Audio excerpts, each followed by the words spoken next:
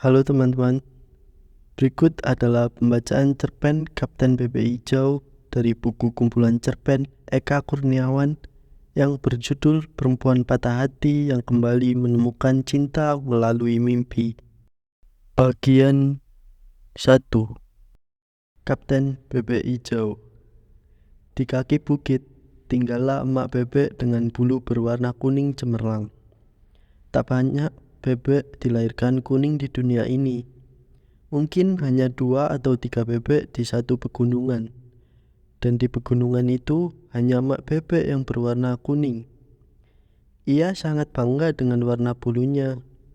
Lalu ketika ia bertelur dan telur-telur itu menetas menjadi 4 anak bebek, semua anaknya juga berbulu kuning.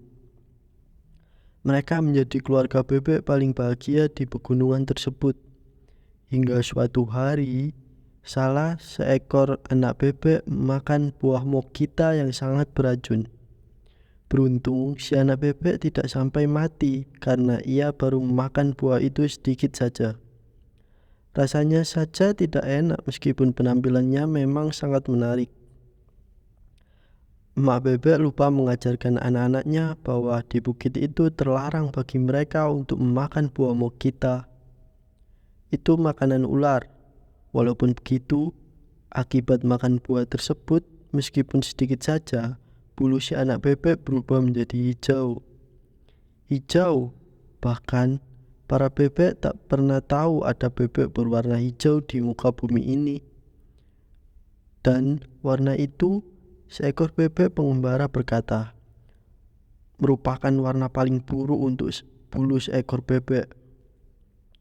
Tentu saja si anak bebek langsung memperoleh julukan yang menyedihkan hati, bebek hijau. Meskipun emak bebek dan ketiga saudaranya berusaha menghibur, bebek hijau menjadi murung. Ia tak mau makan, tak mau main, bersembunyi saja di dalam sarang.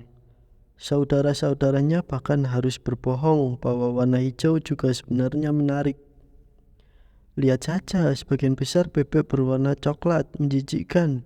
Beberapa putih gading yang membosankan. Ada juga yang hitam seperti jelaka. Tapi hijau, hanya kamu yang berbulu hijau, sebab kamu istimewa. Hijau seperti pasukan perang, sebab kamu Kapten Bebek Hijau. Ya, mulai sekarang namamu Kapten Bebek Hijau. Itu tak berhasil membuat bebek hijau, maksudnya Kapten Bebek Hijau terhibur. Bagaimanapun, menjadi bebek satu-satunya yang berwarna hijau tak hanya unik, tapi juga aneh. Ia tahu itu, saudara-saudaranya juga tahu, dan mak bebek juga tahu. Kapten Bebek Hijau sudah mencoba melunturkan warna hijau dari bulunya.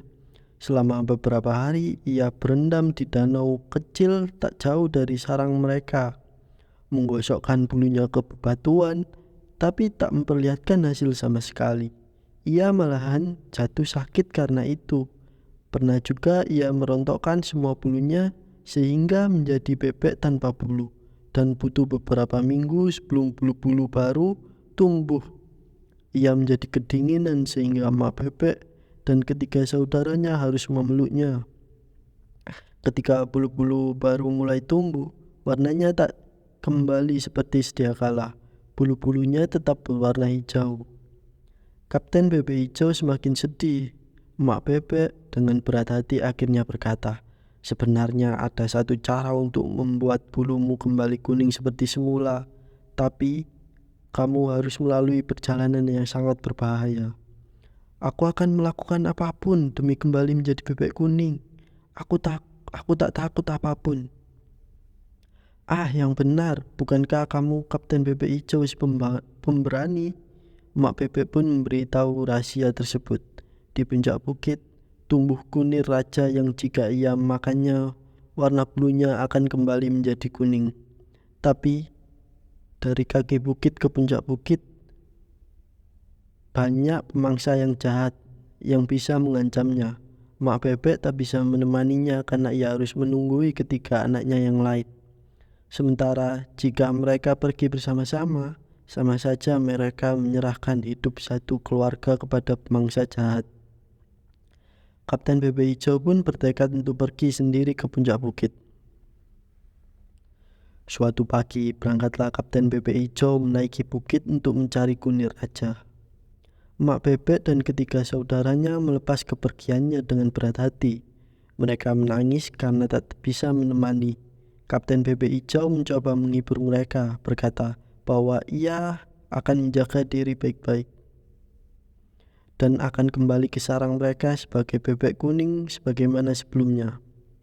Kembali dengan kemenangan.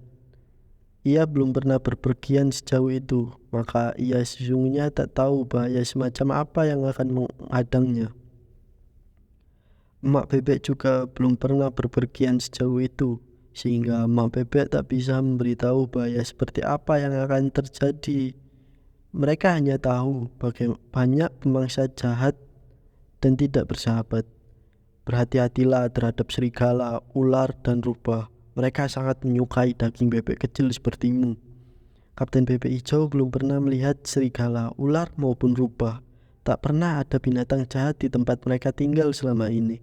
Walaupun begitu, ia berjanji tak akan berteman dengan binatang-binatang seperti itu. Dan Emak Bebek mengingatkan, sebaiknya ia tak bertemu dan bercakap-cakap dengan binatang asing manapun. Terus saja naik ke puncak bukit, cari kunir raja, dan setelah itu segera pulang. Kapten Bebek Hijau mengingat dengan baik pesan Emak Bebek.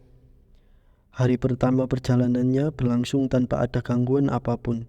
Ia melihat pemandangan dan selama ini tak diketahuinya. Ada deretan pohon-pohon bambu yang sangat indah sepanjang tepian sungai. Di kejauhan ia melihat suatu air terjun dengan suara yang bergemuruh. Bunga-bunga dahlia liar bermekaran di satu gerombolan. Begitu menyenangkannya semua itu hingga Kapten Bebek Hijau ingin menari-nari dan bernyanyi-nyanyi.